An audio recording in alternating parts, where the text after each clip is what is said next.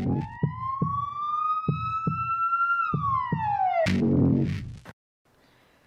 welcome back. Right, okay. ඉතින් අපි මේ වීඩියෝ කතා කරමු කොහොමද DIV section පාවිච්චි කරන්නේ වගේම color code use කරන්නේ කොහොමද කියන එක ගැන.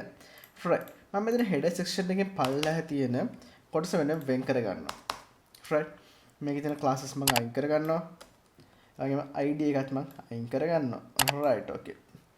අපි බලමු මේක refresh කරලා. Right. අපිට සාමාන්‍ය දේ තමයි දැන් දකින්න පුළුවන් වෙන්නේ. ඊට පස්සේ මම මෙතන මේ paragraph tag දෙක ඇතුළත් වෙන්න මම වෙනවා division එකක් වෙනම වෙන් කරනවා div කියලා type කරලා. right මම අර මුලින් කියා වගේ අර ඇගේ තියෙන වෙනම අවයවයේ කොටසක් වගේ තමයි මේ වෙන් කරන්නේ. right මුලින්ම අපි ඔළුව තියෙනවා ඊට පස්සේ body එකේ තියෙනවා ඒකේ වෙනම අවයව කොටස් විදිහට වගේ වෙන් කරලා තියෙනවා. right මේකේ විශේෂත්වය තමයි අපිට උතර වෙනම මේ division කොටස වෙනම control කරන්න පුළුවන්. right okay මම මේ division එක මෙතනින් close කරන්න ඕනේ. okay right මේ division කොටස අපිට වෙනම control කරන්න පුළුවන් වෙනම styles වලට වගේ ඕනම දෙයකට අපිට වෙනම control කරන්න පුළුවන්. ඒක තමයි විශේෂත්වය. ඉතින් ඔයාත් මෙතන ගිහින් අපි ගලමු example.com එකේ. ඔය දකින්න ඇති. එතනත් තිබ්බ division right okay view page source වලට යමු. right okay මෙතන බලන්න මෙතනත් තියෙන division.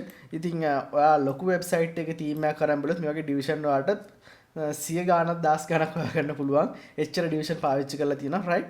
ඉතින් මේක ගොඩක් useful දෙයක්. අපි ඉස්සරහට ඒක ගැන තවත් කතා කරමු. right. මට දැන් පුළුවන් ඔන්න මේ division එකට සම්පූර්ණයෙන්ම ඉතින් classes කියලා දීලා මට පුළුවන් මේකට red කියන එක include කරන්න. right.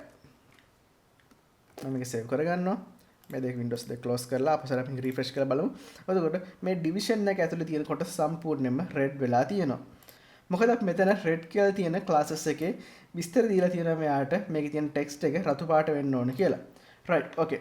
එහෙනම් අපිට පුළුවන් මෙතනට background color එකක් මෙතනට add කරන්න. right මම ඒකට පාවිච්චි කරනවා background color කියන command එක. right මෙතන background color ඊපස්සේ මම ඒකට දානවා colon එක. ඊට පස්සේ මෙතනට type කරනවා gray නැත්නම් green අපි දෙමු. green වගේ color එක. right okay. ඉතින් මේක save කරගෙන අපිට refresh කරලා බලමු. එතකොට මෙන්න මෙතන බලා ගන්න පුළුවන් background color එක සම්පූර්ණයෙන්ම green වෙලා තියෙනවා red කියන classes එකේ තියෙන හැම තැනම.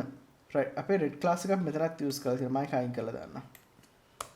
okay right දැන් අපි මේ red class එක පාවිච්චි කරලා තියෙන හැම තැනම ඒ කියන්නේ මේ division section එකේ මම red class එක දීලා තියෙනවා. ඒ හින්දා මේ division section එකට තියෙන paragraph tag දෙකේම background color එක green වෙලා තියෙනවා. right okay ඒ වගේ අපිට පුළුවන් ඕන නම් මෙතන මේකේ width එක control කරන්න පුළුවන්. ඔච්චරද 150ක්ද pixel ගානක්ද කියලා. right මම මෙතන දෙනවා width කියලා දෙනවා. width කියලා දෙනවා මෙතන දෙනවා 175ක් කියලා. right ඒතකොට මුළු screen size එකෙන් width එක 175ක් මේකෙන් background එක විදිහට ගන්නවා. right මේ තියෙන background එක 175ක් විදිහට ගන්නවා. ඒ වගේම මෙතනදී අපිට colors වල නම type කරලා use කරන්න පුළුවන් වෙන්නේ සීමිත colors ගණක් විතර. මොකද හැම color එකකම නම අපි දන්නේ නැහැ. ඉතින් අපිට පුළුවන් ඒකට color code use කරන්න. ගොඩක් ලස්සන colors තියෙනවා. ඒ colors වල code use කරන්න පුළුවන් අපිට. right මම මෙතනකින් type කරනවා html color code කියලා. right අපිට පළවෙනි result එකට යන්න. මෙතන තියෙන ලස්සන color codes වලට තෝරලා ගන්න පුළුවන් කැමති විදිහට. right මෙතන එද්දිම තියෙන color එක ගොඩක් හොඳයි වගේ. ඉතින් ඒ හින්දා මම ඒක ගන්නවා.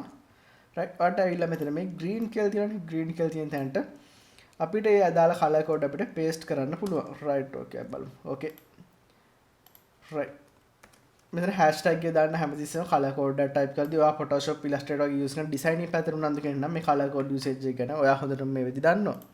right අපි බලමු මේක save කරලා refresh කරලා බලමු. right මේ බලන්න color code එක use වුණා. ඒ වගේම මම මෙතන color red එක මෙතන අයින් කරන්න නෑ අපි color code එක වෙනස් කරමු. මොකද පේන්නේ නැහැ නේ ඒක. right අපි ලස්සන මේ වගේ grey color එකක් දාමු.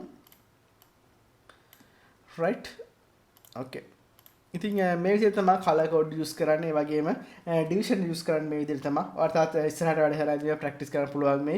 අපි අවසානයේ මොකක් හරි හොඳ ප්‍රසිද්ධ website එකක clone site එකක් ගහම කෙලින්ම HTML code පාවිච්චි කරලා ඉතින් ඒක හොඳ practice එකක් වෙයි ඔයාලට.